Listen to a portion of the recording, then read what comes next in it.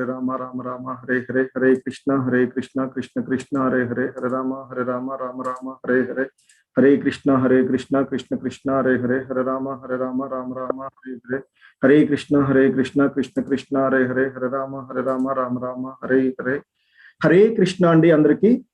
So ఈరోజు భగవద్గీత యథాతథంలోని చివరి రోజు 18వ రోజు భగవద్గీత యథాతథంలోని 18వ అధ్యాయాన్ని చూడబోతున్నాము। ఈ కార్యక్రమానికి మీ అందరికీ కూడా ఇస్కాన్ మంగళూరు వారి తరపు నుంచి స్వాగతం తెలియజేస్తున్నాము। హరే కృష్ణ। సో ఈరోజు భగవద్గీత యథాతథంలోని 18వ అధ్యాయము అయినటువంటి ముగింపు సన్యాస యోగము, దీనినే సన్యాసం యొక్క పరిపూర్ణత్వము అని కూడా పిలవడం జరుగుతుంది। సో ఈ అధ్యాయాన్ని మనము చూడబోతున్నాము। హరే కృష్ణ మాతాజీ, కనిపిస్తుంది కదా? హరే కృష్ణ।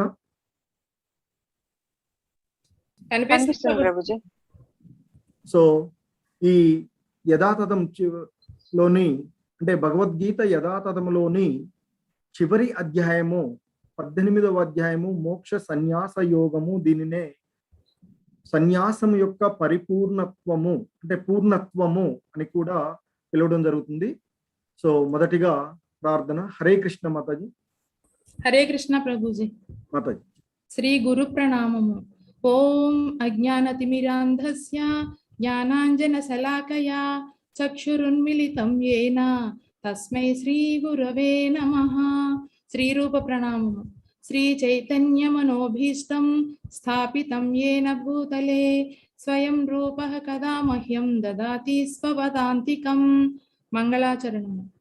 వందేహం శ్రీ గురో శ్రీయుత పదకమలం శ్రీ గురూన్ వైష్ణవాంశ్చ శ్రీ రూపం సాగ్రజాతం సహగణ రఘునాథాన్వితం తం సజీవం సాద్వైతం సావధూతం పరిజన సహితం కృష్ణ చైతన్య దేవం శ్రీ రాధా కృష్ణ పాదాన్ సహగణ లలిత శ్రీ విశాఖాన్వితాంస।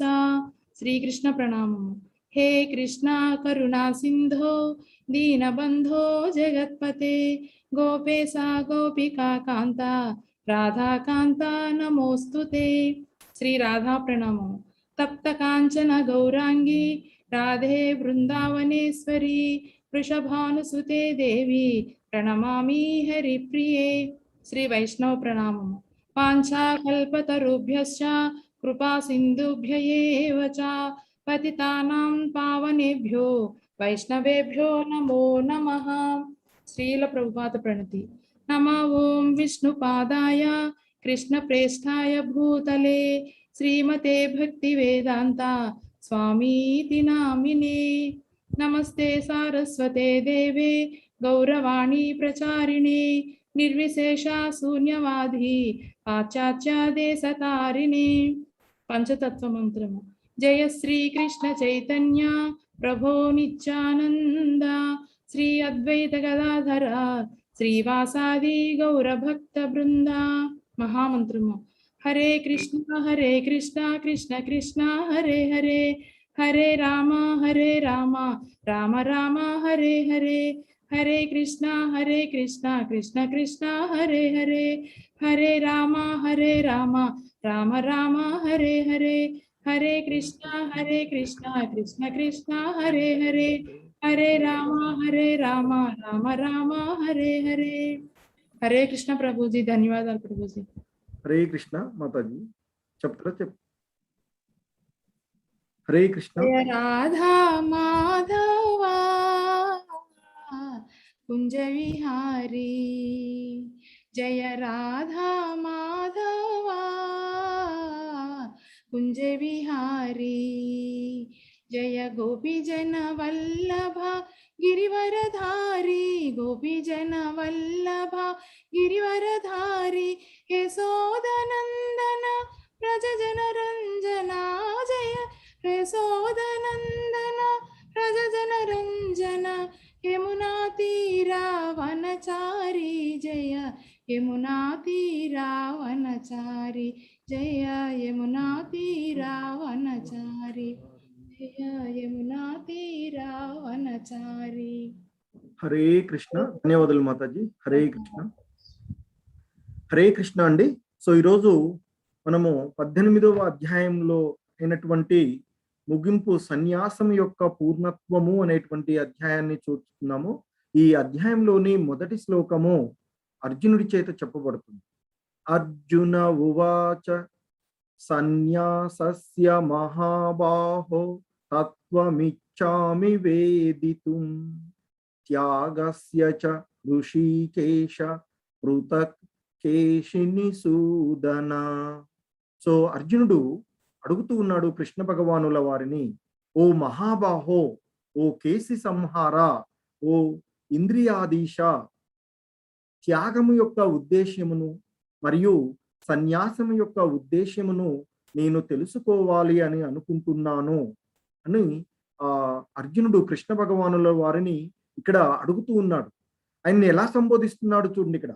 ఓ మహాబాహు అంటే మహాబాహువులను కలిగినటువంటి వాడా. అంతకుముందు అర్జునుడు కూడా ఆ పదంతో ఉపయోగించడం జరిగింది, కానీ అంతకంటే కూడా మంచి ఉన్నతమైనటువంటి బాహువులు కలిగినటువంటి వాడు ఆ కృష్ణ భగవానుల వారు. అలాగే ఇక్కడ కేసిని సంహార అంటే కేసిని అనేటువంటి ఒక మహారాక్షసుని సంహరించినటువంటి వాడు కృష్ణ భగవానుల వారు. అలాగే అర్జునుడి యొక్క హృదయంలో తలెత్తినటువంటి సందేహాలు అనేటువంటి ఆ రాక్షసుని సంహరించవలసినదిగా భగవంతుణ్ణి వేడుకుంటూ ఆ విధంగా ఆయన్ని సంబోధించడం జరిగింది. అలాగే తన యొక్క తన ఆ ఇంద్రియాలకు అధిపతి అయినటువంటి వాడు ఆ భగవానుడు ఋషికేశుడు అంటే ఇంద్రియాధీశుడు. కనుకనే తన యొక్క ఇంద్రియాలను ఆధీనంలో ఉండే విధంగా తనకి ఆ శక్తిని ప్రసాదించవలసినదిగా వేడుకుంటూ అర్జునుడు ఆ కృష్ణ భగవానుల వారిని ఆ విధంగా సంబోధిస్తూ ఇక ఆయనకి కలిగినటువంటి ఆ అంటే తను త్యాగము అంటే ఏమిటి, సన్యాసము అంటే ఏమిటి, వాటి యొక్క ఉద్దేశాలని తెలుసుకోవలసినటువంటి అంటే తనకి పూర్తిగా తెలుసుకోవాలని ఉన్నది అనే తన యొక్క ఆ జిజ్ఞాసని అర్జునుడు కృష్ణ భగవానుల వారితో చెప్పడం జరిగింది. వాస్తవానికి భగవద్గీత యథాతథములో అంటే ఈ భగవద్గీత కృష్ణ భగవానుల వారు 2వ అధ్యాయంలో ప్రారంభించినటువంటి దగ్గర నుండి దాదాపుగా 17వ అధ్యాయంతోనే ఈ భగవద్గీత ముగిసినది. కానీ ఈ 18వ అధ్యాయంలో ఆ ఇంతకు ముందు చెప్పినటువంటి అంశాలన్నింటినీ కూడా వాటి యొక్క అనుబంధ సారంగానే ఈ 18వ అధ్యాయము చెప్పబడుతుంది. ఇక ప్రతి అధ్యాయంలోనూ కృష్ణ భగవానుల వారు భగవంతుని యొక్క సేవయే మొదటి 6 అధ్యాయాలలో కర్మ ద్వారా భగవంతుని సేవలు చేసుకోవడము, ఆ భగవంతుని చేరుకునేటువంటి విధానము, అలాగే మధ్యలో ఉండేటువంటి 6 అధ్యాయాలలో భక్తి విధానము ద్వారా ఆ భక్తి అనన్యమైనటువంటి ఆ పరమ భక్తి ద్వారా భగవంతుణ్ణి ఏ విధంగా చేరుకోవచ్చో అనేటువంటి దాన్ని తెలియచేశారు. చివరి అధ్యాయాలలో ఆయన జ్ఞానము ద్వారా ఏ విధంగా భక్తిని మనము పెంపొందించుకోవచ్చు, ఎలా ముక్తిని చెందవచ్చు అనేటువంటి విషయాలని ఆయన వివరిస్తూ వచ్చారు. సో ఈ విధంగా ఈ అధ్యాయాలలో ఇంతకు ముందు చెప్పినటువంటి అధ్యాయాల యొక్క అనుబంధ సారంగా ఈ 18వ అధ్యాయము మనకి అన్ని అంశాలను ఆయన ఇక్కడ వివరిస్తూ ఉన్నారు మరొకసారి. సో ఇక అర్జునుడు అడిగినటువంటి దానికి సమాధానంగా కృష్ణ భగవానుల వారు సమాధానం చెప్తూ ఉన్నారు. శ్రీ భగవానువాచ కామ్యానాం కర్మణాం న్యాసం సన్యాసం సన్యాసం కవయో విదుః సర్వకర్మ ఫలత్యాగం ప్రాహుస్త్యాగం విచక్షణాః. సో ఇక్కడ అయినా ఆ భగవంతుడు ఈ విధంగా సమాధానం చెప్తూ ఉన్నాడు. భౌతిక కోరికపై ఆధారపడిన కర్మలను విడిచిపెట్టడమే సన్యాసము అని మహాపండితులు చెబుతూ ఉన్నారు. అదేవిధంగా సమస్త కర్మలను ఇక్కడ ఇంతకుముందు చెప్పినటువంటివి భౌతిక కోరికలు పైన ఆధారపడినటువంటి కర్మలను విడిచిపెట్టడము సన్యాసమని మహాపండితులు చెప్తున్నారు. ఇక సమస్త కర్మల యొక్క ఫలితాలను విడిచిపెట్టడమే త్యాగము అని జ్ఞాన సంపన్నులు, జ్ఞానవంతుల యొక్క అభిప్రాయము అర్జున అంటూ ఇక్కడ ఆ కృష్ణ భగవానుల వారు సమాధానం ఇస్తూ ఉన్నారు. అంటే ఫలాల కొరకు కర్మలను చేయడము తప్పక విడిచిపెట్టాలి. ఇదే భగవద్గీత యొక్క ముఖ్యమైనటువంటి ఉద్దేశం. ఇక ఆధ్యాత్మిక జ్ఞానానికి దారి తీసేటువంటి కర్మలను ఎప్పుడు కూడా విడిచిపెట్టకూడదు అనేటువంటిది రాబో శ్లోకాలలో కృష్ణ భగవానుల వారు తెలియచేస్తున్నారు. ఇంకా చెప్తున్నారు ఆయన, త్యాజ్యం దోషవదిత్యేకే కర్మ ప్రాహుర్మనీషిణః యజ్ఞదాన తపకర్మ నత్యాజ్యమితి చాపరే. అన్ని రకములైన కామ్యకర్మలు దోషమైనవి, వాటిని విడిచిపెట్టాలి అని కొంతమంది పండితులు అంటారు. అయినా యజ్ఞము, దానము, తపస్సు అనేటువంటి కర్మలను ఏనాడు విడిచిపెట్టవద్దు అని మరికొందరు ఋషులు అంటూ ఉన్నారు అర్జున అంటూ ఇక్కడ. సో మనం చేసేటువంటి కర్మలన్నీ కూడా అవి బంధనాలను కలిగిస్తాయి కనుక వాటన్నింటినీ వదిలిపెట్టాలి అనేమో కొంతమంది చెప్తూ ఉంటే, ఇక మరికొందరు ఆ భగవంత్ సేవకు సంబంధించినటువంటి యజ్ఞము, దానము, తపస్సు వంటి కర్మలను ఏనాడు కూడా వదిలిపెట్టకూడదు, ఇవన్నీ కూడా చాలా అవసరమైనటువంటివని మరికొంతమంది ఋషులు చెప్తూ ఉన్నారు అర్జున అంటూ ఇక్కడ ఆయన చేయవలసినటువంటి వాటి గురించి తెలియచేస్తున్నారు. ఇక ఆయన చెప్తున్నారు ఆయన, అర్జున, కర్మ త్యాగ విషయంలో నా నిర్ణయం విను. త్యాగము 3 విధానాలు.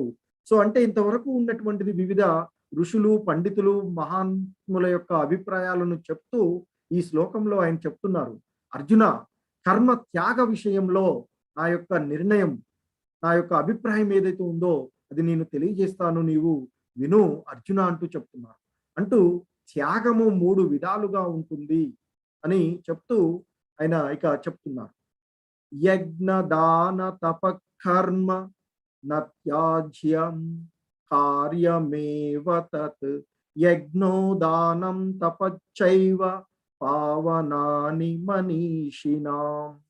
సో ఆయన చెప్తున్నారు ఇక్కడ, యజ్ఞము, దానము, తపస్సు కర్మలను ఎన్నడూ విడిచిపెట్టవద్దు, వానిని తప్పక ఆచరించవలెను. అంటే యజ్ఞము, దానము, తపస్సు వంటి ఆ భగవంతుని సంబంధంలో చేసేటువంటి ఆ పనులను ఎప్పుడు కూడా విడిచిపెట్టవద్దు అని చెప్తున్నారు.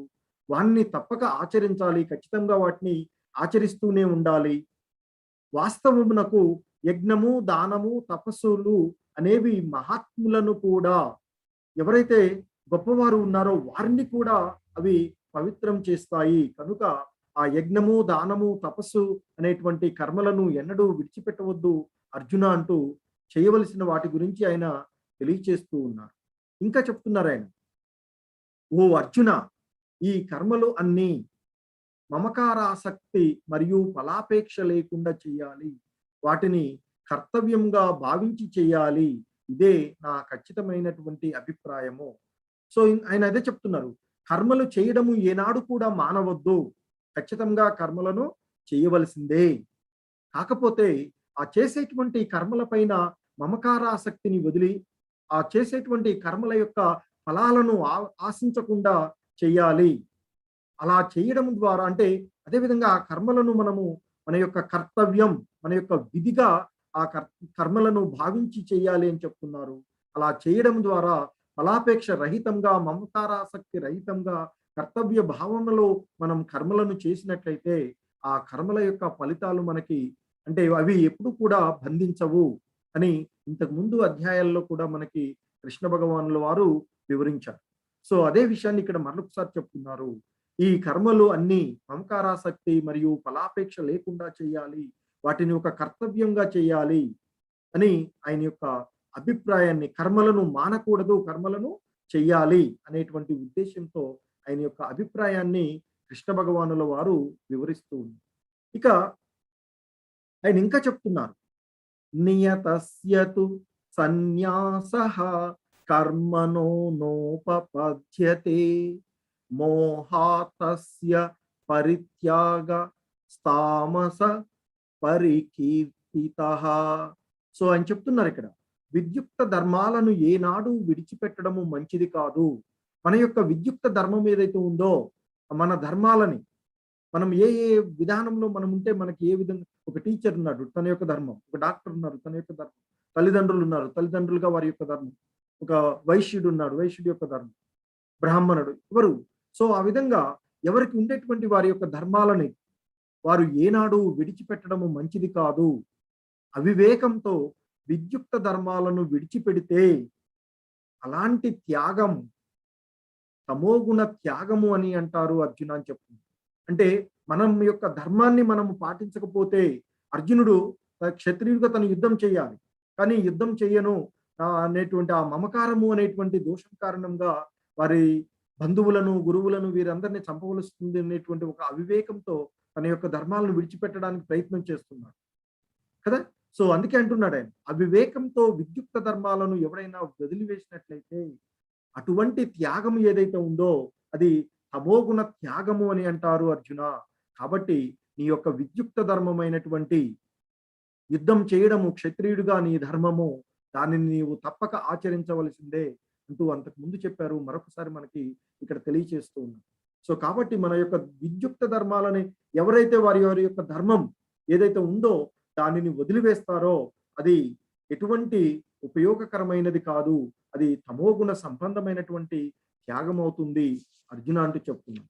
ఇంకా చెప్తున్నారు ఆయన, కష్టంగా ఉన్నాయి అని లేదా శరీరమునకు అసౌకర్యము అని భావించి విధిగా చేయవలసినటువంటి కర్తవ్య కర్మలను విడిచిపెట్టడాన్ని రజోగుణ త్యాగము అంటారు అర్జున అంటూ ఆయన ఇక్కడ రజోగుణం సంబంధమైనటువంటి త్యాగాన్ని గురించి తెలియచేస్తున్నారు. అటువంటి త్యాగము ఎప్పటికీ క్షేమదాయకమైనది కాదు, మరియు మన ఉన్నతికి దోహదపడదు అర్జున అంటూ చెప్తుంది. మనం చేసేటువంటి పనులు కొన్ని కష్టంగా అనిపిస్తూ ఉంటుంటాయి. అలా అని కష్టంగా ఉన్నాయి అని మన శరీరానికి ఏదైనా ఇబ్బంది కలుగుతుంది అని మనం చేయవలసినటువంటి కర్మను మనం వదిలివేసినట్లయితే, మన కర్తవ్య కర్మలను మనం వదిలివేసినట్లయితే, అలా వదిలివేయడాన్ని రజోగుణ త్యాగము అని అంటే, ఎందుకు శారీరకంగా ఏదో ఇబ్బంది అవుతుంది అనేటువంటి భావనలో వదిలేసేటువంటి కర్మలు, ఏది హరే కృష్ణ మంత్రం చెప్పమంటే నా నోరు ఎండిపోతుంది లేదా నోరు నొప్పిలేస్తుంది అని భావించి మనం వదిలేసాం అనుకో, మరి శరీరం సుఖం కోసం చూస్తున్నాం కదా. సో కాబట్టి అటువంటి త్యాగము ఏదైతే ఉందో అది రజోగుణ త్యాగము అని అంటారు అని చెప్తున్నారు.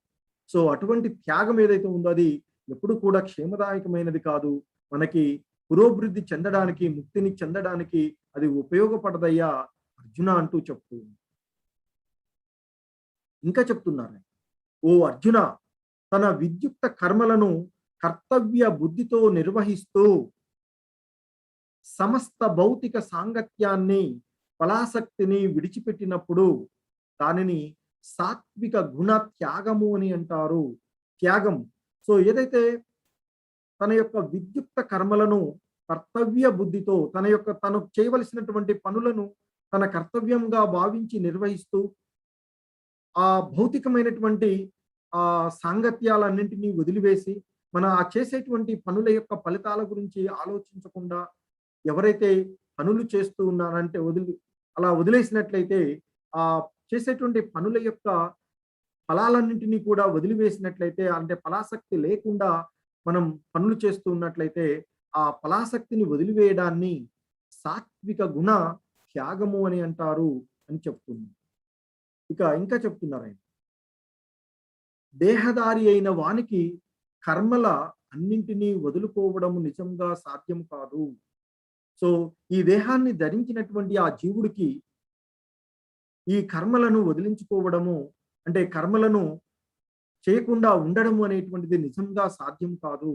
కానీ కర్మ యొక్క ఫలాలను త్యజించే వ్యక్తి నిజమైనటువంటి త్యాగి అని అంటారు. సో త్యాగం చేయడము అంటే పనులు ఏం చేయకుండా పోయి సన్యాసించడం అనేది కాదు. సో ఆయన అదే అంటున్నారు, దేహాన్ని ధరించినటువంటి వాడు ఈ దేహ పోషణకు గాని తన ఆ సమాజంలో ఉండేటువంటి తన యొక్క కర్తవ్యాన్ని నిర్వర్తించడానికి కానీ ఖచ్చితంగా పనులు చేయకుండా ఉండలేడు. ఖచ్చితంగా తన యొక్క పనులను తను చేయవలసిందే. కానీ ఆ చేసేటువంటి పనుల యొక్క ఫలాలను త్యజించినట్లయితే అటువంటి వ్యక్తి త్యాగి అనబడతాడు అని చెప్తున్నాడు. సో ఇక ఆ విధంగా ఆ యజ్ఞాలు త్యాగాలు దానాల గురించి చెప్పిన తర్వాత కృష్ణ భగవానుల వారు ఇక్కడ మరలా ఆ ప్రకృతి త్రిగుణ సంబంధమైనటువంటి విషయాలని ఈ 19 నుండి 40 శ్లోకం వరకు వివరిస్తూ ఉన్నారు. సో మన యొక్క మనస్తత్వము గుణములను, ఆ గుణాలు ఏవైతే ఉన్నాయో గుణములు మనల్ని బంధిస్తూ ఉన్నాయి. ఎప్పుడైతే ఆ జీవుడు ఈ భౌతిక ప్రపంచంలోనికి వస్తున్నాడో, ఈ ప్రకృతిలోకి వస్తున్నాడో, ఆ త్రిగుణాలతో సాంగత్యం వలన ఆ 3 ప్రకృతి యొక్క త్రిగుణాలైనటువంటి సాత్విక, రాజస, తామస గుణాలు ఏవైతే ఉన్నాయో వాటితో సంగత్యం వలన ఇక మనం చేసేటువంటివన్నీ కూడా 3 రకాలుగా ఉంటూ ఉన్నాయి అని చెప్తున్నారు. అంటే జ్ఞానము 3 రకాలుగా ఉంటుంది అని. అంటే సాత్విక జ్ఞానము, రాజస జ్ఞానము, తామస జ్ఞానము అని. మనం చేసేటువంటి పనులు కూడా సాత్వికమైనటువంటి కర్మలు, రాజస కర్మలు, తామస కర్మలు అని. అలాగే చేసేటువంటి ఆ వ్యక్తి కూడా సాత్వికమైనటువంటి కర్త అని, రాజస కర్త అని, తామస కర్త అని. అలాగే మనలో ఉండేటువంటి బుద్ధి, సంకల్పము, మనం పొందేటువంటి ఆనందము, సుఖము వంటివి కూడా 3 రకాలుగా ఉంటాయి అని తెలియచేస్తూ ఉన్నారు. సో ఇక్కడ జ్ఞానము ఎప్పుడు మరి ఆ జ్ఞానము సాత్వికము అని చెప్పబడుతుందంటే, ప్రాణులన్నింటిలోనూ అఖండము, అవినాశనము, అవిభక్తము అయినటువంటి ఆత్మని ఎవడైతే చూడగలుగుతాడో అతని జ్ఞానము సాత్వికమైనటువంటి జ్ఞానము అని చెప్తూ ఉన్నారు.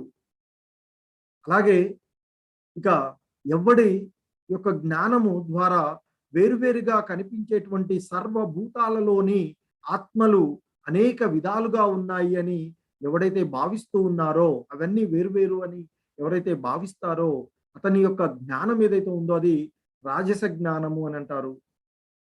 ఇక తత్వము, తగిన కారణము లేకుండా సమస్తమంతా కూడా అదే అనేటువంటి ఒక సంకుచిత భావం తో ఉండుకుంటూ ఒకే పని పైన ఆసక్తిని కలిగి ఉండేటువంటి వాడి యొక్క జ్ఞానం ఏదైతే ఉందో అది తామస జ్ఞానము అని అంటారు. అలాగే చేసేటువంటి కర్మలు కూడా ఆసక్తి, అభిమానము, అనురాగము, ద్వేషము, ఫలాపేక్ష లేకుండా శాస్త్ర సమ్మతంగా చేసేటువంటి పని ఏదైతే ఉందో అది సాత్వికమైన పని అని అంటారు అని చెప్తుంది. ఇక అలా కాకుండా ఫలాపేక్షతోనూ అహంకారంతోనూ ఇక ఫలాపేక్ష, అహంకారము అవి ఉన్నట్లయితే దాని ద్వారా ఎలాగూ అధిక ప్రయాసతో చేయబడుతుంది. సో అలా అధిక ప్రయాసతో ఆచరించేటువంటి కర్మలు ఏవైతే ఉన్నాయో వాటిని రాజస కర్మలు అని. ఇక ఈ తామస స్వభావంలో ఇదంతా వాళ్ళు అజ్ఞానంలో ఉండి మోహంతో ఆ స్వశక్తి ఏమిటో తెలియకుండా ఆ చేసేటువంటి పనుల యొక్క పరిణామాలు ఏముంటాయి అనేది, ఆ జరిగే నష్టం గురించి కానీ హాని గురించి కానీ ఆలోచించకుండా చేసేటువంటి కర్మలు ఏవైతే ఉన్నాయో వాటిని తామస సంబంధ కర్మలు అని అంటారు. అలాగే ఆ పనులను చేసేటువంటి వాడుని కూడా సాత్వికమైనటువంటి కర్త అంటే విధి నిర్వాహకుడు, అలాగే రాజసమైనటువంటి కర్త అని, తామస కర్త అని పిలుస్తాం. సో ఇక్కడ ఈ ఫలాపేక్ష, అహంభావము విడిచిపెట్టి ధైర్యోత్సాహాలతో జయాపజయాలు లెక్క చేయకుండా ఎవడైతే కర్మలు ఆచరిస్తూ ఉంటుంటాడో సో అటువంటి వాడు సాత్వికమైనటువంటి కర్త అని పిలువబడతారు అని చెప్తారు. అలా కాకుండా అనురాగము, కర్మల యొక్క ఆసక్తిని ఆశిస్తూ దురాశతోనూ ఇతరులను ఇబ్బంది పెట్టడం ద్వారా శుభ్రాలు లేకుండా సుఖదుఖాలకు లొంగిపోతూ వాటి గురించే ఆలోచిస్తూ ఎవడైతే కర్మలు చేస్తూ ఉంటుంటాడో అటువంటి వాడిని రాజసికమైనటువంటి విధి నిర్వాహకుడు లేదా కర్త అని అంటారు. ఇక 3వ రకమైనటువంటి వాడు తామసకర్త. మనోనిగ్రహము, వివేకము, వినయం లేకుండా ద్రోహ బుద్ధితో, దుష్ట స్వభావంతో, నిరుత్సాహంతో, నిరంతరము విచారంతో, కాలయాపనలతో కర్మలు ఎవడైతే ఆచరిస్తూ ఉంటుంటాడో ఏదో చేస్తూ ఉన్నట్టు చేస్తుంటాడు బట్ ఏమి చేయడు. సో అటువంటి వాడిని తమోగుణ కర్త అని పిలుస్తూ ఉంటారు. ఇక బుద్ధి, ఎవరైతే కర్మ మార్గాలన్నీ, సన్యాస మార్గాన్ని, కర్తవ్య అంటే ఆ కర్తవ్య అకర్తవ్యాలను, అభయాలను, బంధాన్ని, మోక్షాన్ని గ్రహించేటువంటి బుద్ధి ఏదైతే ఉందో అటువంటి బుద్ధిని మనము సాత్వికమైనటువంటి బుద్ధి అంటే మనం ఏం కర్మలు చేస్తే ద్వారా ముక్తి మార్గాన్ని పొందగలుగుతాము, అలాగే ఏది సన్యాస మార్గము అంటే ఏది త్యజించగలిగేటువంటి మార్గం, ఏది కర్తవ్యము, ఏది అకర్తవ్యము, అలాగే భయ అభయాలను వాటిని, అలాగే బంధాన్ని, మోక్షాలను ఎలాంటి ఏది బంధాన్ని కలిగిస్తుంది, ఏది మోక్షాన్ని ఇస్తుంది అనేటువంటి దాన్ని గ్రహించగలిగేటువంటి బుద్ధి ఏదైతే ఉందో అది సాత్వికమైనటువంటి బుద్ధి, శాంత స్వభావాన్ని కలిగినటువంటి బుద్ధి అని చెప్తుంది. ఇక అలా కాకుండా ధర్మాధర్మాలలోనూ కార్య అకార్యాలను సరిగా తెలుసుకోలేకుండా ఉండేటువంటి బుద్ధి ఏదైతే అంటే ఏది ధర్మము, ఏది అధర్మము, ఏది చేయవలసిన కార్యము, ఏది చేయకూడని కార్యము అని సరిగ్గా తెలుసుకోలేనటువంటి బుద్ధి ఏదైతే ఉందో అది రాజస స్వభావమైనటువంటి బుద్ధి అని, ఇక అజ్ఞాన అంధకారం వల్ల అధర్మాన్ని ధర్మంగాను, ప్రతి విషయాన్ని విరుద్ధంగా విపరీతంగా భావించేటువంటి బుద్ధి ఏదైతే ఉందో దానిని తామసమైనటువంటి బుద్ధి అని చెప్తారు. ఇక సంకల్పం, మనస్సు, ప్రాణం, ఇంద్రియాలు వీటి వ్యాపారాల్లో యోగ సాధనతో నిలబెట్టగలిగేటువంటి నిశ్చలమైనటువంటి ఏదైతే ఉందో అటువంటి ఆ సంకల్పాన్ని సాత్వికమైన సంకల్పము లేదా సాత్వికమైనటువంటి ధైర్యము అని పిలుస్తూ ఉంటుంటారు. అలాగే ధర్మార్థ కామాల పట్ల అభిలాష, అభిమానం, ఫలాభిలాష కలిగి ఉండేటువంటి ధైర్యము లేదా సంకల్పం ఏదైతే ఉందో అది రాజసమైనటువంటి సంకల్పము అని, ఇక బుద్ధి లేనివాడు నిద్ర, భయము, దుఃఖము, విషాదము, మదములను విడిచిపెట్టకుండా ఉండేటువంటి సంకల్పం ఏదైతే ఉందో దానిని తామస సంకల్పము లేదా తామసమైనటువంటి ధైర్యము అని పిలుస్తాము.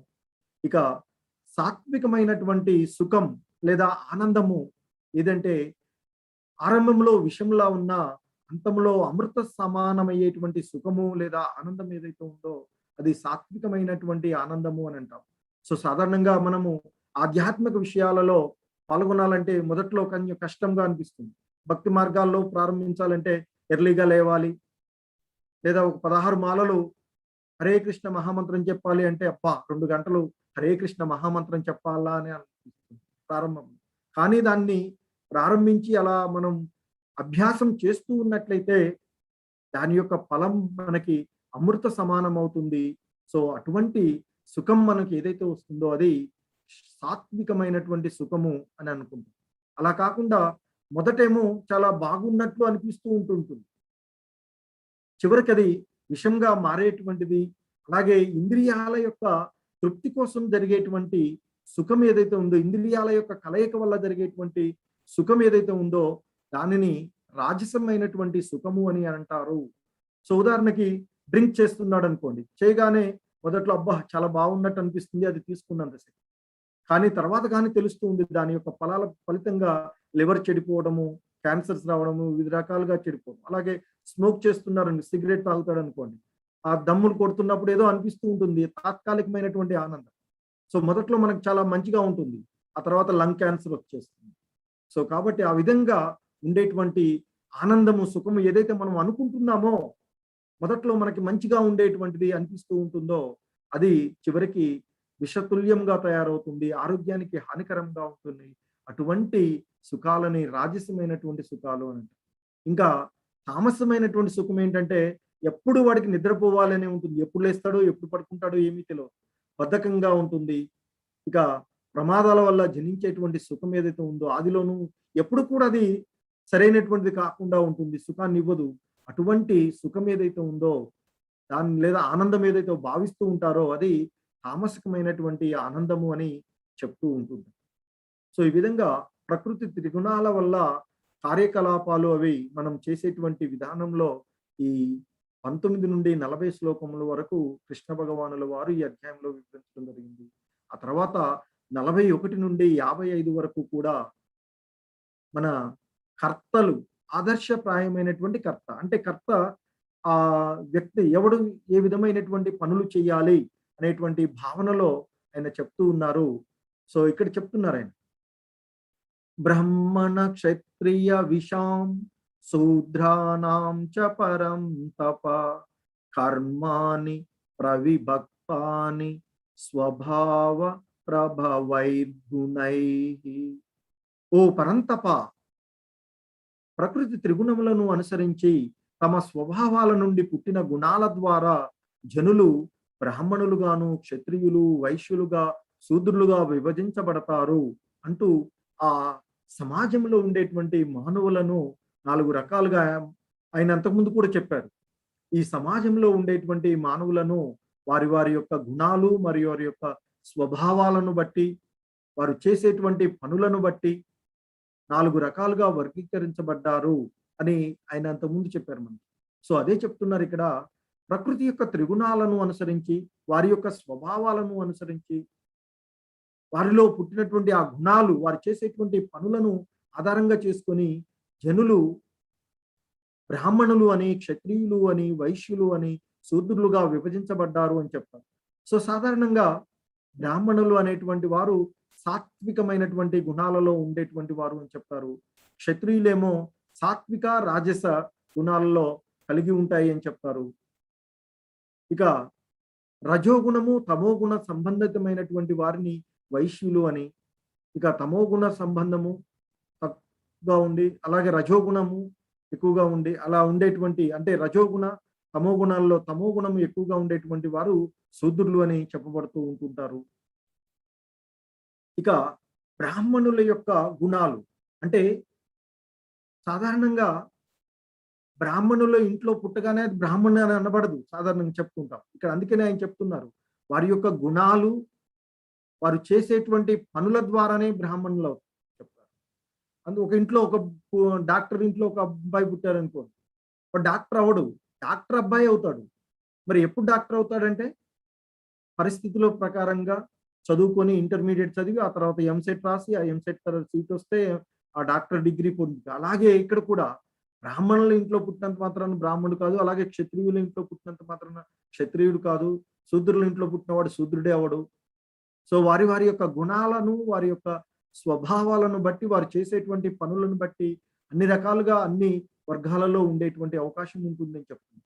సో కాబట్టి ఇక్కడ బ్రాహ్మణులు అని చెప్పబడేటువంటి వారి యొక్క గుణం ఏంటంటే శాంత స్వభావాన్ని కలిగి ఉండాలి, ఇంద్రియాలన్నిటినీ కూడా నిగ్రహించుకోగలగాలి, తపస్సులు చేయగలగాలి, స్వచ్ఛతను ఉండాలి, సహనము ఉండాలి, చిత్తశుద్ధితో ఉండాలి, జ్ఞాన విజ్ఞానాలను కలిగి ఉండాలి, ఇక ఆధ్యాత్మిక విషయాలపైన విశ్వాసము ఉండాలి. అలా ఉన్నటువంటి వారు బ్రాహ్మణులుగా చెప్పబడతారు.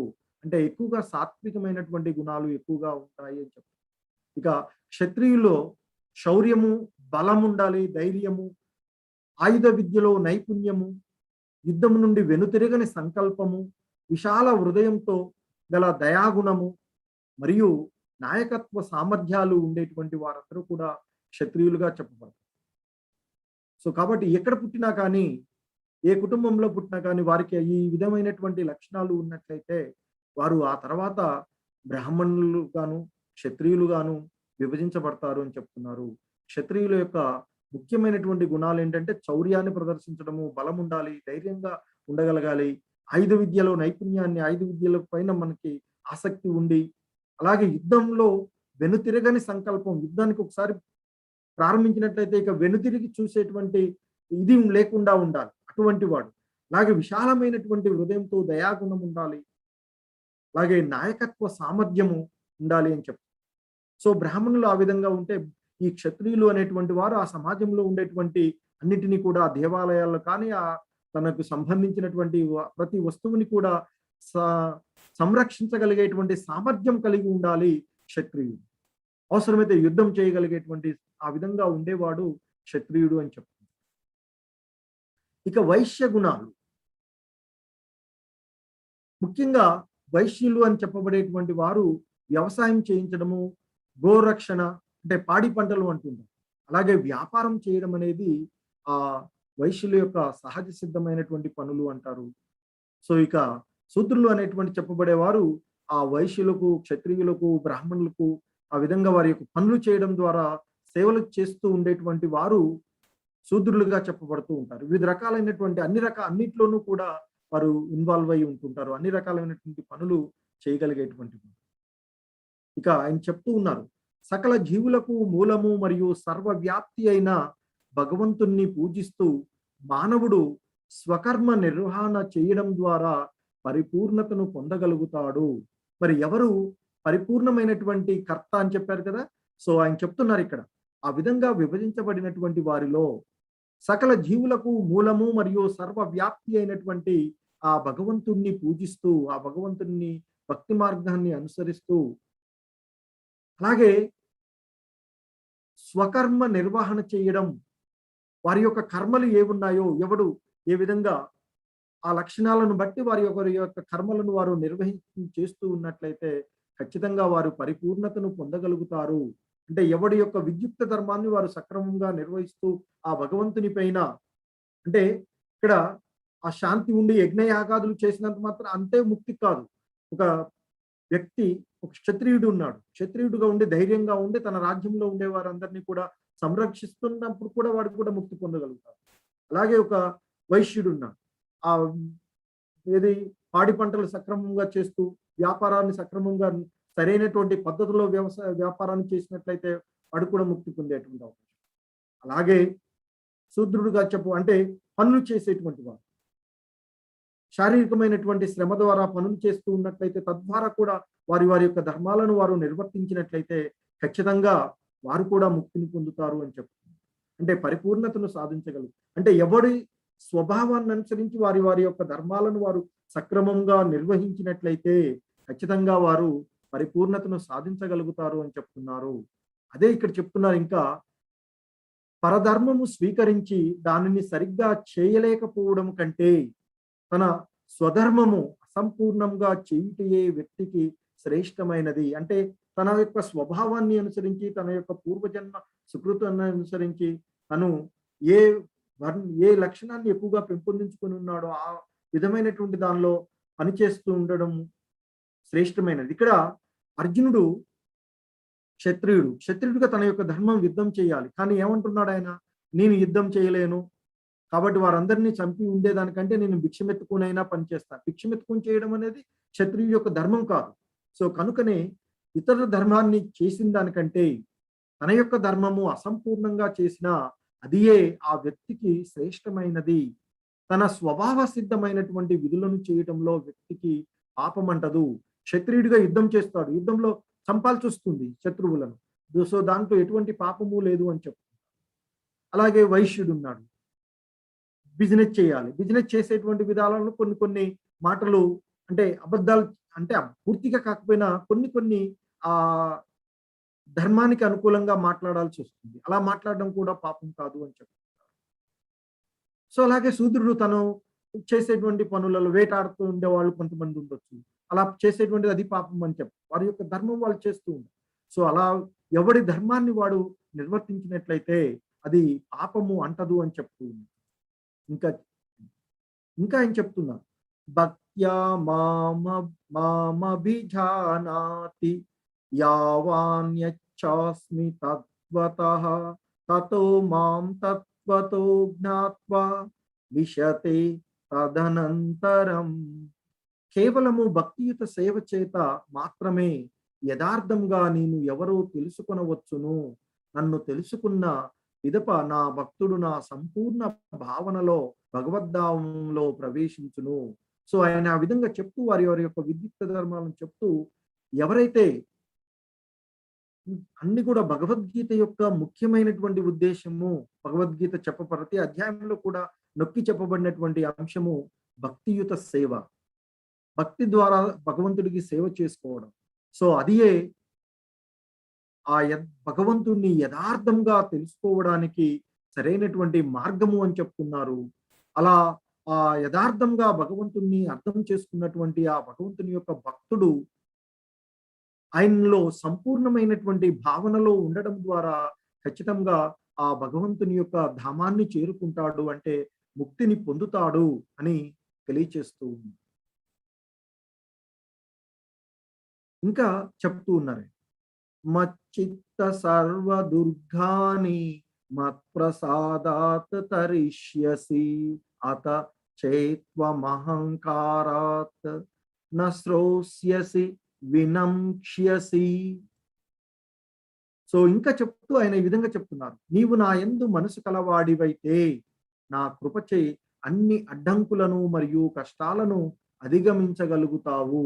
కానీ మిథ్యా అహంకారంచే నా మాటలు వినక పనిచేస్తే నీవు నా నశిస్తావు, అంటే నాశనం చెందుతావు, అంటే పతనం చెందుతావు అని తెలియచేస్తున్నారు.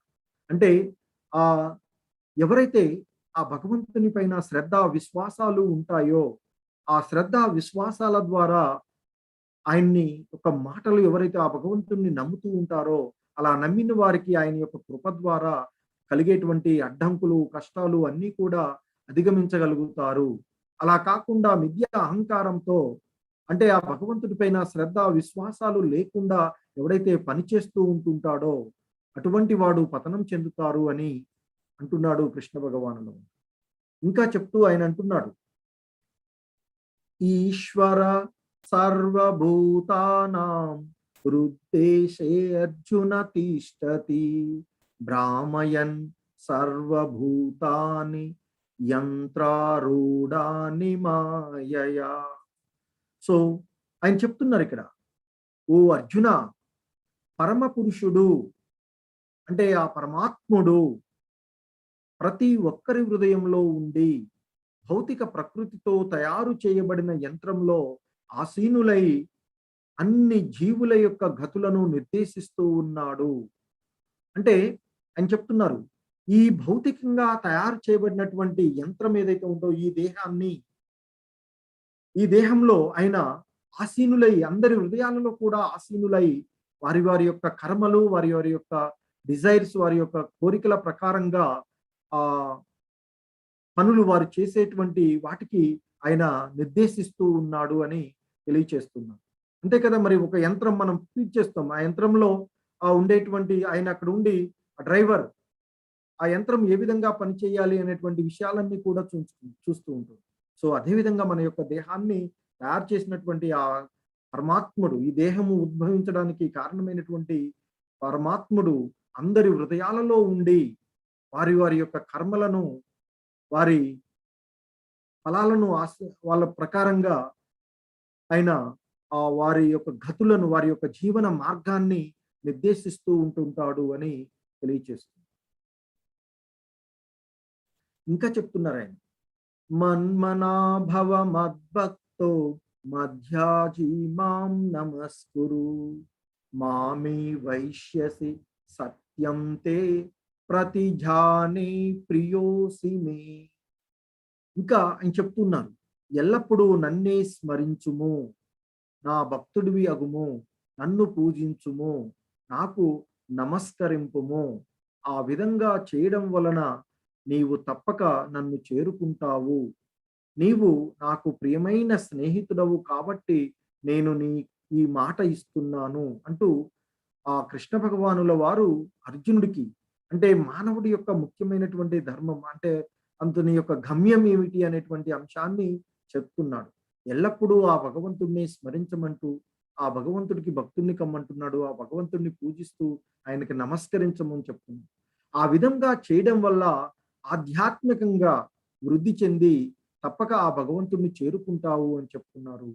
సో ఈ విధమైనటువంటి భగవద్గీత యొక్క జ్ఞానాన్ని ఆ అర్జునుడికి ఆయన పదే పదే చెప్తూ ఉన్నారు. ఎందుకంటే ఆయన యొక్క ప్రియమైనటువంటి స్నేహితుడు, భక్తుడు కాబట్టి ఈ విషయాన్ని నీకు నేను వివరిస్తున్నాను అర్జున అంటూ ఈ దివ్యమైనటువంటి భగవద్గీత యొక్క జ్ఞానాన్ని ఆయనకి తెలియచేస్తూ ఉన్నారు.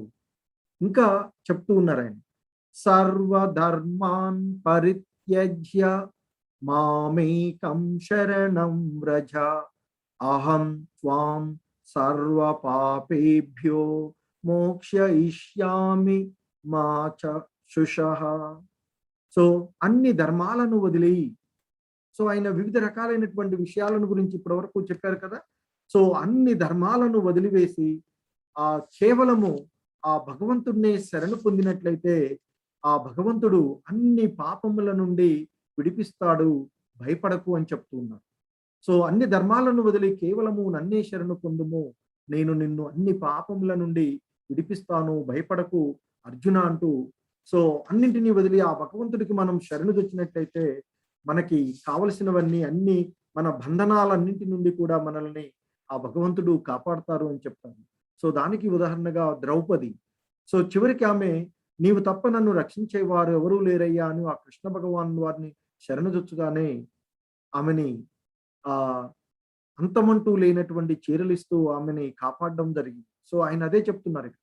అన్ని ధర్మాలను వదిలివేసి ఇప్పటి వరకు చెప్పినటువంటి నానా రకాలైనటువంటి జ్ఞానాలు, ధర్మ విధానాలు, అంటే పరబ్రహ్మం అంటే ఏమిటి, జ్ఞానం అంటే ఏమిటి, పరమాత్మ అంటే ఏమిటి అనేటువంటి నానా రకాలైనటువంటి వర్ణాశ్రమాలు, ఇవన్నీ సన్యాసాశ్రము అని, జ్ఞానము అని, అసంగత్యము, మనోఇంద్రియాలు, నిగ్రహము, ధ్యానాలు అని ఇవన్నీ చెప్పాడు కదా.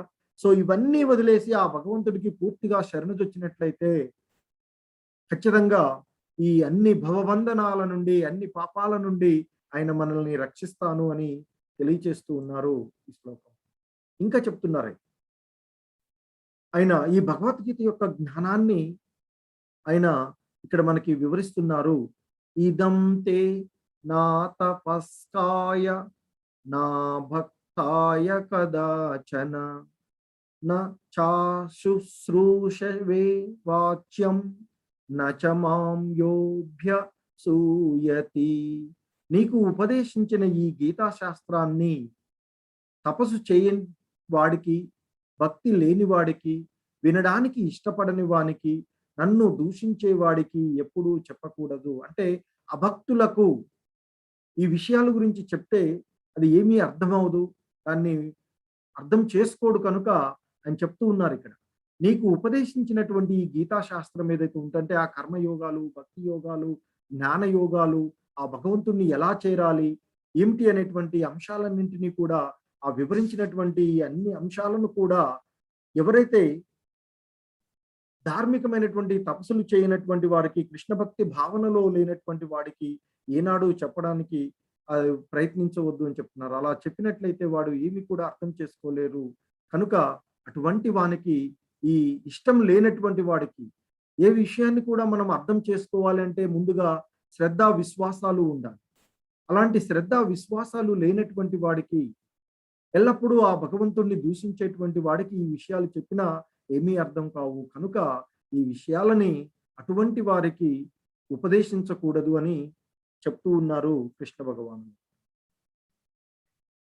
ఇక ఆయన చెప్తున్నారు, యయిదం పరమం గుహ్యం మద్భక్తేష్వభిదాస్యతి భక్తిం మయి పరాం కృత్వా మామే వైష్యత్య సంశయః. భక్తులకు ఈ అత్యున్నత రహస్యాన్ని వివరించే వారికి, అంటే భక్తులకు ఈ అత్యున్నతమైనటువంటి భగవద్గీత జ్ఞానాన్ని వివరించే వారికి స్వచ్ఛమైన భక్తి తప్పక లభిస్తుంది, మరియు చివరికి అతను నా వద్దకు తిరిగి వస్తాడు అంటూ, అంటే ఈ ఆధ్యాత్మిక విషయాలను భక్తులకు ఎవరైతే వివరిస్తూ ఉంటుంటారో అలా వివరించేటువంటి వారికి వారి వారి యొక్క స్వచ్ఛమైనటువంటి ఆ భక్తి లభిస్తుంది వారికి అని, ఆ భక్తి ద్వారా వారు చివరికి ఆ భగవంతుణ్ణి చేరుకోవచ్చు, అంటే ముక్తిని పొందేటువంటి అవకాశము అతనికి ఉంటుంది అని చెప్తున్నారు. ఇంకా ఆయన చెప్తున్నారు, నచ తస్మాన్ మనశ్యేషు కచ్చిన్మే ప్రియకృత్తమః భవిత నచ మే తస్మాత్ అన్య ప్రియతరో భువి. నాకు అతని కంటే ఎక్కువ ప్రియమైన సేవకుడు మరొకరు ఈ ప్రపంచంలోనే లేరు, అతని కంటే ఇంకెవరు ప్రియమైన వారు కారు అంటూ, అంటే ఇక్కడ శ్రీల ప్రభుపాద లాంటి గొప్ప వ్యక్తుల గురించి తన యొక్క ఆధ్యాత్మికమైనటువంటి జ్ఞానాన్ని, ఈ భగవద్గీత యొక్క జ్ఞానాన్ని ఆ భక్తులకు ఎవరైతే వివరిస్తూ ఉంటుంటారో అతడు ఆ భగవంతుడికి ఎంతో ప్రియమైన సేవకుడు అని చెప్తున్నారు.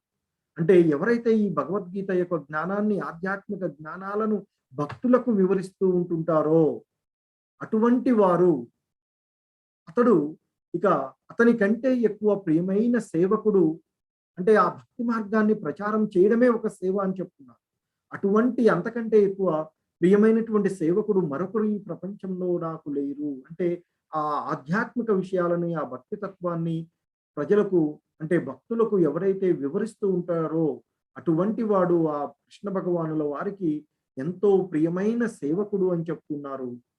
ఆయనంటే ఈ ప్రపంచంలో అతని కంటే మంచి సేవకులు ఎవరు, ప్రియమైన వారు ఇంకెవరు ఉండరు అని చెప్తున్నారు.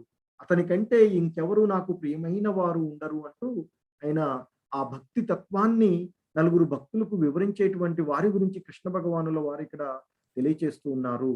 ఇంకా చెప్తున్నారు ఆయన,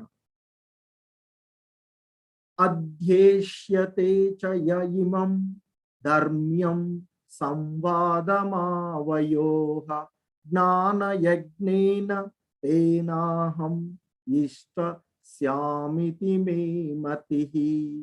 మన ఈ పవిత్రమైన సంభాషణను అధ్యయనం చేసేవాడు తన తన జ్ఞాన యజ్ఞము ద్వారా నన్ను పూజించేవాడని నేను ప్రకటిస్తూ ఉన్నాను. అంటే ఈ భగవద్గీతను నలుగురికి తెలియచేసేటువంటి వ్యక్తులు ఎవరైతే ఉన్నారో, అంటే ఆ కృష్ణు భగవానుల వారికి మరియు అర్జునుడికి మధ్య జరిగినటువంటి ఈ సంభాషణ ఏదైతే ఉందో, ఈ సంభాషణను అధ్యయనం చేసేటువంటి వారు. అంతేకాని ఈ భగవద్గీత పుస్తకం ఉంది కదా అని ఇంట్లో పెట్టేసి మందిరంలో పెట్టి పూజ చేస్తూ హారతులు ఇవ్వడం కాదు.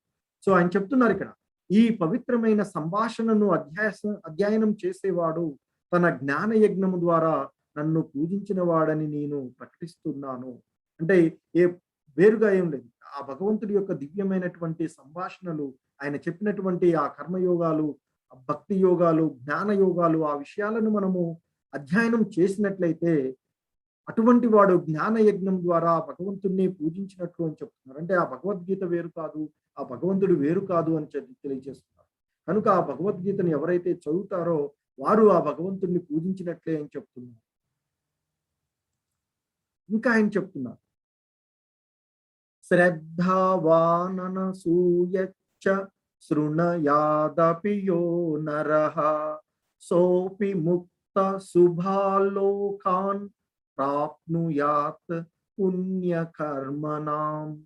శ్రద్ధతో అసూయ లేకుండా దీనిని వినేవాడు, అంటే ఆ కృష్ణార్జునుల మధ్య జరిగిన సంవాదాన్ని, అంటే ఈ భగవద్గీతను వినేవాడు కూడా పాపముల నుండి విముక్తి పొందుతాడు మరియు పుణ్యాత్ములు నివసించే పుణ్యలోకాలను చేరుకుంటారు. సో చూడండి, భగవద్గీత అధ్యయనం చేయడమే కాదు, ఆ సంభాషణని అధ్యయనం చేస్తే అది భక్తి చేసినట్లు అన్నారు.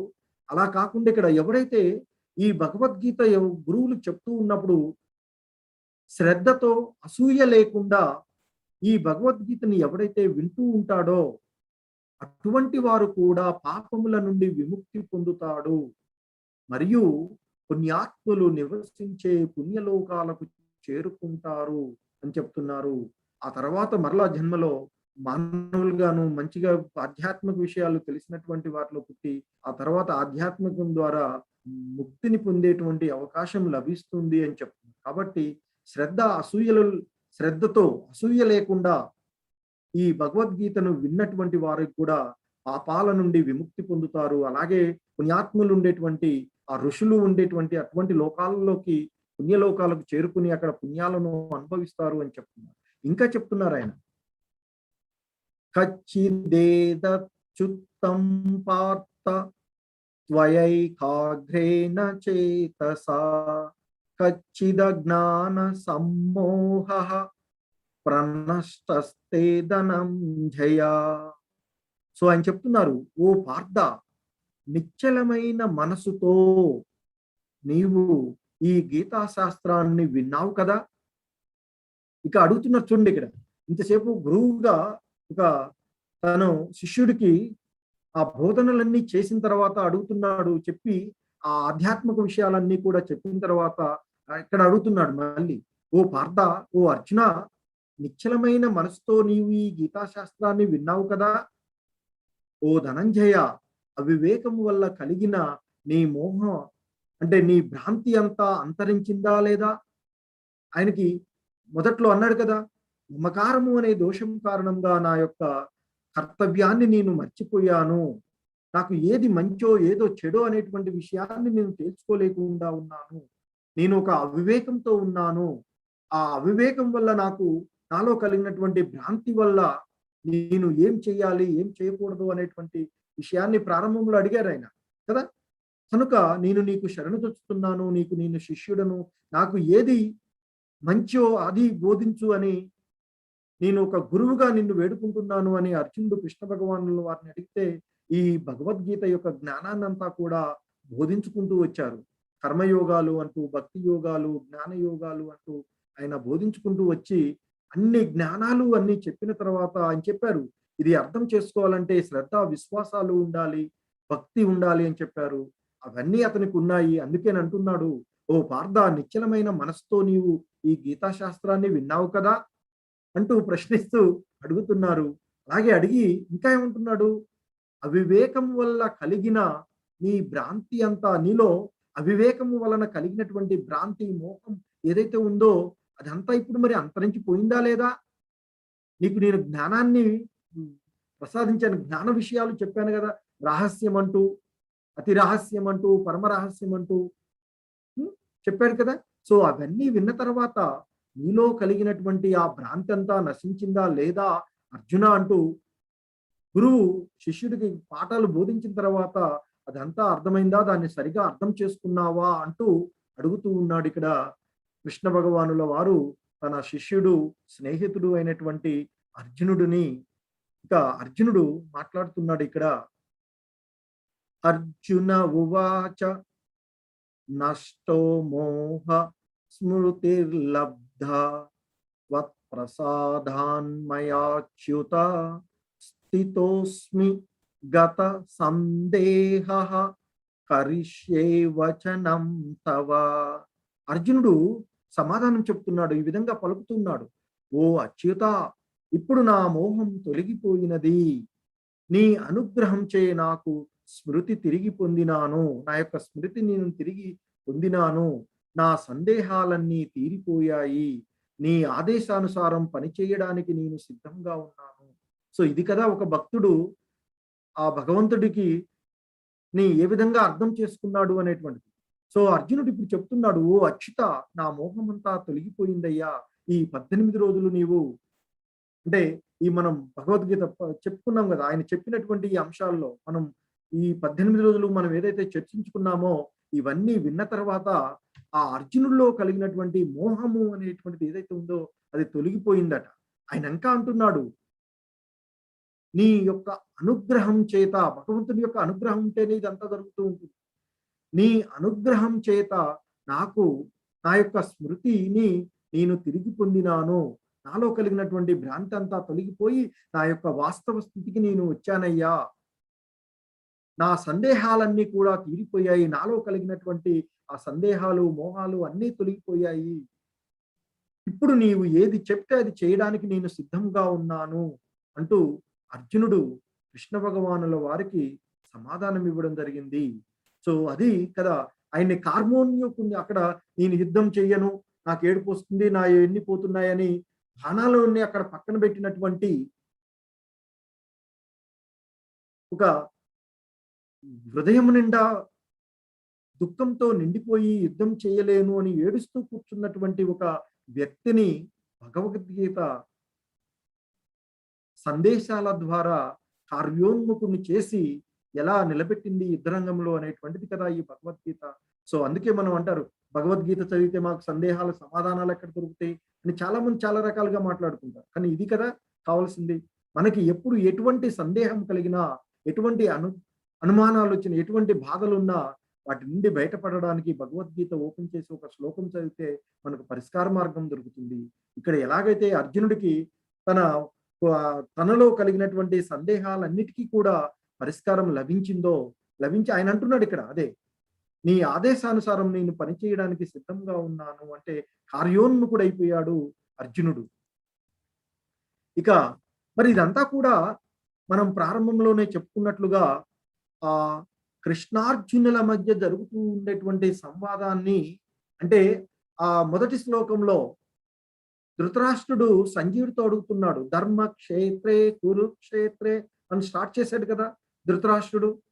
దానికి ఆ ధృతరాష్ట్రుడు విచారణకి నా కుమారులు, పాండుకుమారులు ఆ ధర్మక్షేత్రమైనటువంటి కురుక్షేత్రంలో యుద్ధం చేయడానికి వచ్చి ఏం చేస్తున్నారయ్యా సంజయ అంటూ అడిగాడు కదా. చూడండి, ఎప్పుడు కూడా దుర్మార్గులకే, అంటే తప్పు చేసేవాడికే సందేహాలు ఎక్కువగా కలుగుతూ ఉంటాయి. ఆ యుద్ధం చేయడంలో అక్కడికి వచ్చిన తర్వాత ఏం చేస్తున్నారు ఏంటి అనేటువంటి ఒక కుతూహలంతో ఉన్నాడు. అది కాకుండా అక్కడ తన కుమారులు ఏదైనా సంధికి ప్రయత్నం చేస్తారు, ఎందుకంటే ధర్మమైనటువంటి ప్రదేశము, అలాగే భగవంతుడు ఉన్నాడు అక్కడ అనేటువంటి సందేహంతో వ్యంగ్యంగా నా కుమారులు పాండు కుమారులు ఏం చేస్తున్నారు యుద్ధం చేయడానికి వచ్చి అనేటువంటి ఒక కుతూహలంతో అడిగాడు కదా. సో దానికి ఇక్కడ సంజీవుడు మరలా వారి మధ్య జరుగుతున్నటువంటి అక్కడ జరుగుతున్నటువంటి కృష్ణార్జునుల మధ్య జరిగినటువంటి సంవాదాన్ని విని చివరికి కన్క్లూజన్ గా చెప్తున్నాడు సంజయుడు ధృతరాష్ట్రుడితో.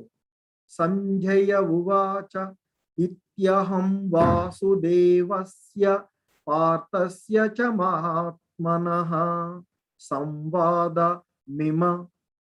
మిమమస్రశం అద్భుతం రోమ హర్షణం. సో సంజయుడు చెప్తున్నాడు, ఈ విధంగా కృష్ణార్జునులు అనే ఇరువురు మహాత్ముల మధ్య సంవాదాన్ని నేను విన్నాను. ఇదంతా ఏదైతే ఆ కృష్ణుడికి అర్జునుడికి మధ్య జరుగుతున్నటువంటి భాగాలుగా మనం చెప్పుకున్నదంతా కూడా సంజయుడు ధృతరాష్ట్రుడికి చెప్పినటువంటిది. మనం ఇప్పుడు చెప్పుకున్నంతా కూడా అదే అంటున్నాడు ఆయన. ఈ విధంగా కృష్ణార్జునులు అనే ఇరువురు మహాత్ముల మధ్య జరిగిన సంవాదాన్ని నేను విన్నానయ్యా ధృతరాష్ట్ర.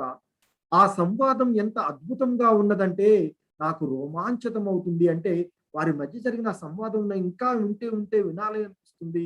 అంత కుతూహలంగా ఉంది, అద్భుతంగాను రోమహర్షణంగా ఉంది. అంటే రోమాలు నిక్రబొచ్చే విధంగా ఉంది, అద్భుతంగా ఉంది వారి మధ్య జరిగిన సంవాదం.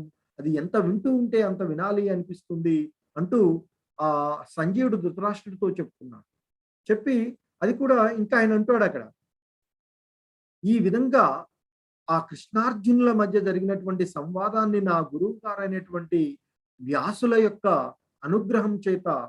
సో ఇక్కడ చూడండి, మనం ఎక్కడో జరిగేటువంటి విషయాలు మనం తెలుసుకోవాలంటే దూరదర్శన్లు అని ఇంకా ఇంకా అని ఎన్నెన్నో ఏర్పాటు చేయాలి. కానీ ఆ కాలంలో భగవంతుడి యొక్క కృపతో ఎక్కడో జరిగేటువంటి విషయాలన్నీ కూడా చాలా క్లియర్గా ఎటువంటి ఏ సమయంలోనైనా ఎక్కడైనా ఎటువంటి ఇది లేకుండా ఇబ్బంది లేకుండా అన్ని సమయాలలో జరిగేటువంటి ప్రతి విషయాన్ని కూడా సంజయుడు తెలుసుకోగలుగుతున్నాడు. దూరదృష్టి మన దూరదర్శన్లు ఇవన్నీ అంటుంటాం కదా, అలా చెప్తూ అని చెప్తున్నాడు. చెప్పి ఇక ఆ సంజయుడు ఇక్కడ ధృతరాష్ట్రుడు అడిగాడు కదా సంజయుడిని, ఏం చేస్తున్నారు అక్కడ యుద్ధంలో అని. కొంత వ్యంగ్యంగాను తన కుమారులు తన అంటే ఎక్కువ సైన్యం తన వైపు ఉండడము, అలాగే ఎప్పుడు యుద్ధంలో గెలిచేటువంటి ఆ పెద్ద కర్ణుడు వంటి వారు ఉండడం వల్ల తన కొడుకులు గెలుపుతారనేటువంటి కొంత సందేహం కూడా ఉంది, గెలుస్తారేమో అనేటువంటి దాంతో ఉన్నాడు. అందుకే అంటున్నాడు ఇక్కడ సంజయుడు కన్క్లూడ్ చేస్తున్నాడు, యత్ర యోగేశ్వర కృష్ణో యత్ర పార్థో ధనుర్ధరః తత్ర శ్రీర్విజయో భూతిః ధ్రువ నీతిర్మతిర్మమ. సో ఆయన అంటున్నాడు ఇక్కడ, ఎక్కడ యోగేశ్వరుడైన కృష్ణుడు ఉన్నాడో, ఎక్కడ ధనుర్ధారి అయిన ఆ మహాధనుర్ధారి అయినటువంటి అర్జునుడు ఉన్నాడో అచ్చట ఖచ్చితంగా సంపద, విజయము, అసాధారణ శక్తి మరియు నీతి ఉంటుంది. ఇది నా అభిప్రాయము అంటూ ఇక్కడ ఆయన చెప్తూ ఉన్నారు. ఏమని, ఎక్కడ యోగేశ్వరుడు అయినటువంటి ఆ కృష్ణ భగవానుడు ఉన్నాడో, ఎక్కడ మహాధనుర్ధారి అంటే మహా విలుకాడు అయినటువంటి అర్జునుడు ఉన్నాడో అచ్చట ఖచ్చితంగా సంపద ఉంటుంది, విజయం ఉంటుంది, అసాధారణమైన శక్తి ఉంటుంది, అన్నిటినీ మించి నీతి ఉంటుందయ్యా ధృతరాష్ట్ర, ఇది నా అభిప్రాయం. అంటే ఇక్కడ ఆ కృష్ణ భగవానుల వారు ఆ పాండవుల వైపు ఉన్నారు కనుక ఆ కృష్ణుడు అర్జునుడు ఎక్కడైతే ఉన్నారో అక్కడ ఖచ్చితంగా విజయం ఉంటుంది. ఇంకా నీకేమన్నా అనుమానం ఉందేమో నీ కొడుకులు గెలుస్తారు అని, అట్లాంటిది ఏదీ లేదయ్యా. ఖచ్చితంగా విజయం ఆ భగవంతుడు ఉన్న వైపే ఉంటుంది. అసాధారణమైన శక్తి ఆ భగవంతుడు, సంపూర్ణమైన శక్తి సంపన్నుడైనటువంటి భగవంతుడు ఉన్నాడు పాండవుల వైపు కనుక అసాధారణమైన శక్తి ఉంటుంది. అన్నిటినీ మించి నీవు నీతి లేకుండా ప్రవర్తించారు నీవు నీ పుత్రులు, కాబట్టి పాండవుల వైపు నీతి ఉంది కనుక వారు తప్పక గెలుస్తారు అనేటువంటి అభిప్రాయంతో తన యొక్క అభిప్రాయాన్ని చెప్తూ ఈ అధ్యాయాన్ని అక్కడేమో మొదట్లో ప్రారంభంలో మొదటి అధ్యాయంలో ధృతరాష్ట్రుడి యొక్క విచారణ ద్వారా ప్రారంభమైంది. సంజయుడి యొక్క కన్క్లూజన్ ద్వారా ఈ భగవద్గీత యథాతథము ముగించబడింది. హరే కృష్ణ. సో మనము ఈ గీత అర్థం చేసుకోవడం ద్వారా నేర్చుకోవాల్సినటువంటి గీతా పాఠం, సకల శుభాలను, ముక్తిని మరియు పరిశుద్ధమైన భక్తిని అనుగ్రహించు ఈ దివ్యమైన సంవాదమును శ్రవణము చేయటము అంటే వినడము, అధ్యయనం చేయడం, చదవడము, మరియు ప్రచారం చేయుట. సో ఈ భగవద్గీత గురించి నలుగురికి ప్రచారం చేసిన ద్వారా కూడా మనము ఆ కృష్ణుని మరియు అర్జునుని యొక్క సాంగత్యంలో మనము నిత్యము అనుభూతి చెందవచ్చు అని చెప్తున్నారు. సో అదేవిధంగా ఈ భగవద్గీత ద్వారా మనం తీసుకోవలసినటువంటిది ఏంటంటే, మనము ఈ దేహం కాదు, ఆత్మలమి, శాశ్వతమైనటువంటి ఆత్మలము అని. ఇక రెండవది, ఆ కృష్ణ భగవానుల వారే దేవాది దేవుడు అని అర్థం చేసుకోవడము. ఆయనే పరమేశ్వరుడు, పురుషోత్తముడు అని, పరమాత్ముడు అని అర్థం చేసుకోవడము. ఇక అదేవిధంగా అన్ని మార్గాలలో కంటే కూడా ఉన్నతమైనటువంటి మార్గము భక్తి మార్గము అని అర్థం చేసుకోవడము ఈ భగవద్గీత యొక్క ముఖ్యమైనటువంటి అంశాలు, సారాంశం అండి. హరే కృష్ణ.